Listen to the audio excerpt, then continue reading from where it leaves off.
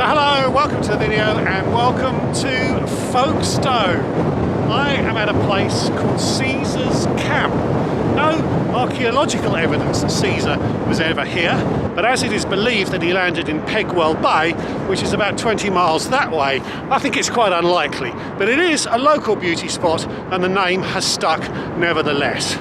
But the reason that I'm here today is that if you pivot around, behind me is the terminal for the Channel Tunnel, and just down there, which might be difficult to see, is the actual mouth of the tunnel. It goes underland directly under my feet, about 3 more miles that way, before heading out under the sea just before it gets to Dover and crossing across to Calais. Now there are 2 ways to get through the Channel Tunnel.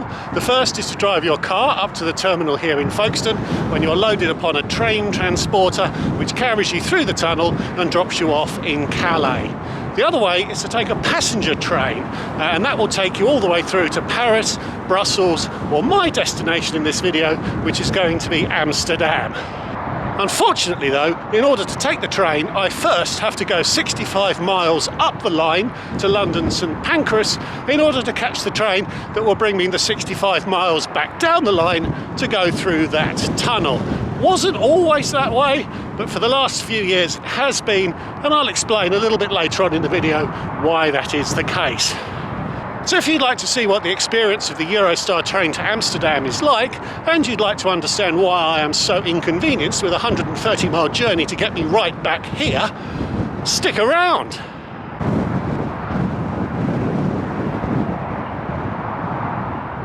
Hi, I'm Matt. I've lived in 5 countries on 4 continents. I've flown over 1.4 million miles. I've visited over 100 countries, every American state, but I'm nowhere near done. So subscribe to the channel so you can come with me on my next trip.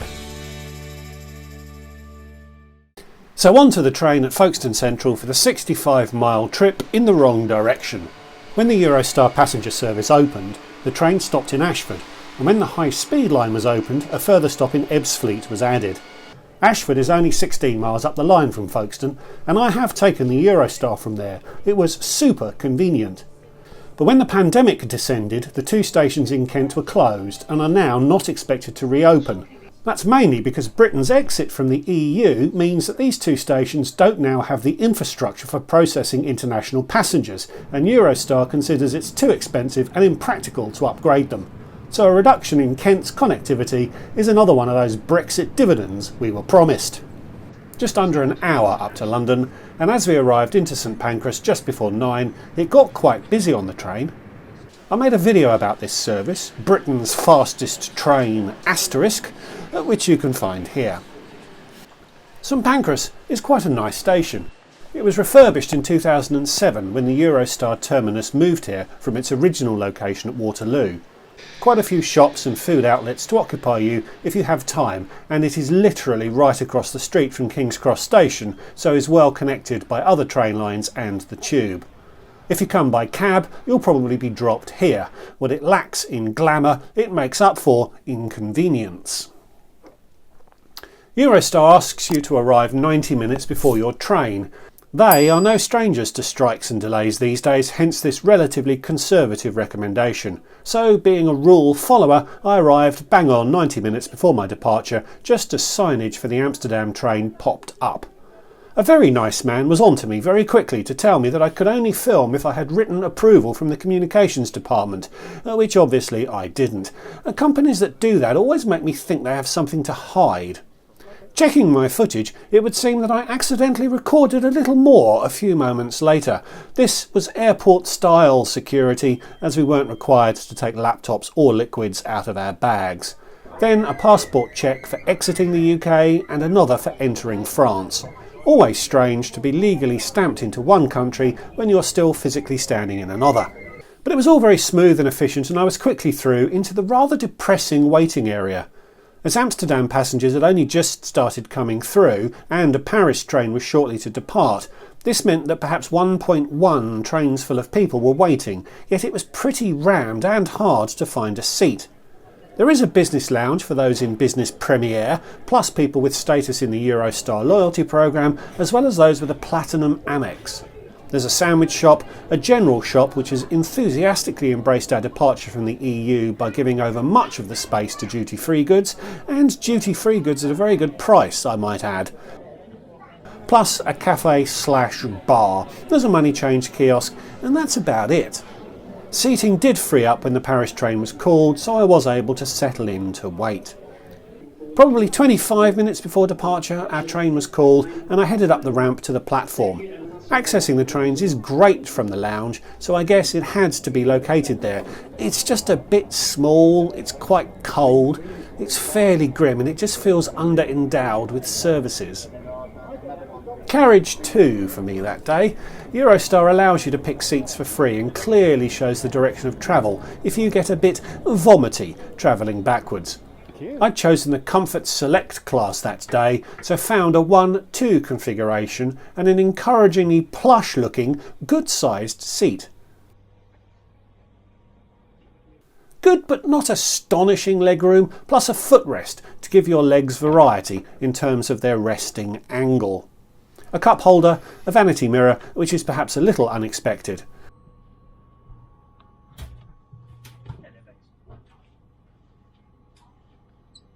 And a table which drops into a fixed position. No magazine at the seat, although there were some available at the end of the carriage. A USB port lower down, and I think that was a plug socket. And finally coat hooks, but no air vents. That's a parcel shelf above you, so that's perhaps not a surprise. The seat also has a pseudo-recline function. The seat back doesn't move when you deploy it. It just pivots the seat slightly flatter, which only pushes your knees closer to the seat in front. Not great, to be honest, and I actually preferred it in the upright position. Across the aisle were double seats, and there's a decent amount of space for everyone if you take one of the table options. We pulled out of St Pancras bang on time and smoothly accelerated to our cruising speed.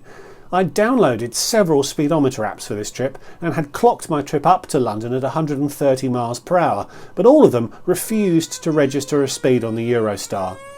I read that it reaches 186 miles per hour in England and on the continent, which is 300 kilometers per hour, although I couldn't prove it on this trip. It's tempting to liken Standard Premier to the Premium Economy option on a plane, but I think it's a bigger step up. It promised a light meal, which was served just a few minutes after leaving St Pancras. We had about 4 hours to run and it was only 11 AM when we departed, so I would have preferred eating a little later, rather than in the first 0.1% of the journey, but dine on demand was not available. The food tray was very quickly followed by a choice of beer or wine, and it was pretty good. Tasty chicken with lentils, a very floury bit of bread and a spongy fruit pud. Cheers!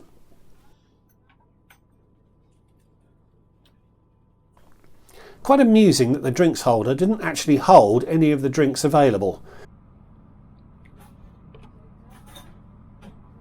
And you may not be shocked to learn that I ate it all. Trains slow down to 100 miles an hour to transit the Channel Tunnel, so it's pretty easy to detect when the tunnel is imminent. We'd taken 56 minutes to get up to St Pancras with 3 stops, and it took about 35 minutes to get back down to Folkestone with no stops, and into the tunnel. You then spend perhaps 25 minutes travelling the 50.5 kilometres through the tunnel before popping back out again in Calais. Only 38 kilometres of the tunnel is underwater though, which surprises people. The train then speeds back up on its way to Brussels with just 1 stop today in Lille. With the food out of the way quite quickly, and as there's no onboard entertainment, you need to bring or make your own, or you can just enjoy the French and Belgian countryside, although it was a very grim day and the views were a bit bleak. You can of course entertain yourself with a visit to the toilet, the larger disabled version, which was large and functional, or the smaller abled version, which was small and functional. Who isn't a little slow to get going these days? There was a crew change in Brussels and the new guys introduced themselves with another drinks round, and it turned out that you could go back for more drinks when you wanted, as that was included in the standard Premier fare. Everyone around me that day was English and had been too polite to ask for another drink, but this is good to know and will be remembered next time I travel. served with some mixed nuts, which for some reason I felt compelled to partly tip out of the packet to show you. You all know what mixed nuts look like. We had one more stop in Rotterdam before reaching Amsterdam, and even though I didn't need to buy anything, I did make my way to the buffet car. This was a standard class carriage with 2-2 seating, which really isn't bad. I'd say we were 60% full. At the end of a very wobbly walk along the train was the buffet car, which was a little underwhelming, but offered a decent range of drinks and snacks. Things were reasonably strongly priced, I thought, so you may want to self-cater, particularly if you don't enjoy wobbly walks along fast-moving trains. I didn't find a business premier carriage to film as they were right at the front of the train, but that class offers a 3-course meal service with champagne, as well as priority security lanes and access to that lounge. I'd already paid twice the standard fare for my standard premier seat, and I'd struggle to see the value of trebling that fare again to get a seat in business premier. I could see the attraction of standard premier, and I chose to travel that way as I thought it would make for a more interesting video. But next time I'd need to drink a lot more beers to get value out of the premium I paid for that seat.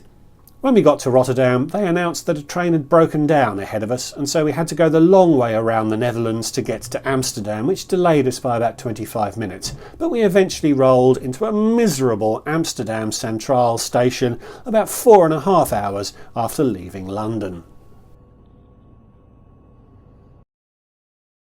So I made it to my hotel here in Amsterdam, where I have just the one night before flying out of Schiphol to somewhere a little warmer and hopefully drier tomorrow. So wrapping up my Eurostar experience. Well, in general, train travel, it's very relaxing, very pleasant, not particularly stressful, and it is a very pleasant way to get you from A to B. Good legroom, a bit of food, a couple of drinks, and the good service from the train crew. No complaints there at all. And if you're in central London and you want to go to Paris or Brussels, it really is pretty much a no-brainer. It is quicker, it is probably cheaper, and it is a lot less stressful. If you live outside of London and have to hack your way through to St Pancras, might be slightly less of a straightforward decision, but living on that high-speed line, which means I can get to St Pancras inside of an hour, which is quicker than I can get to any of the airports, it really is an easy decision for me. Going on to Amsterdam, though, it's not quite so clear-cut. That extra hour, hour and a half along from Brussels does mean that the plane is probably quicker. And because of the competition there is flying into Amsterdam, a plane is probably cheaper. Yes, you have to get to the airport, which may or may not be convenient depending on where you live, but it's not such a slam dunk decision, I think, to take the Eurostar from central London to central Amsterdam. Would I do it again? Absolutely. Being conveyed effortlessly through 4 countries was really, really pleasant. I was able to relax, read some stuff, look out of the window. It was great. So thanks for watching. Please give this video a like if you enjoyed it. Leave me a comment. Have you been on the Eurostar? Would you travel all the way to Amsterdam on it? Please subscribe if you're new. And I have a Patreon account, the link to which is in the description below. So thanks again for watching, and I'll see you all in the next one. Goodbye.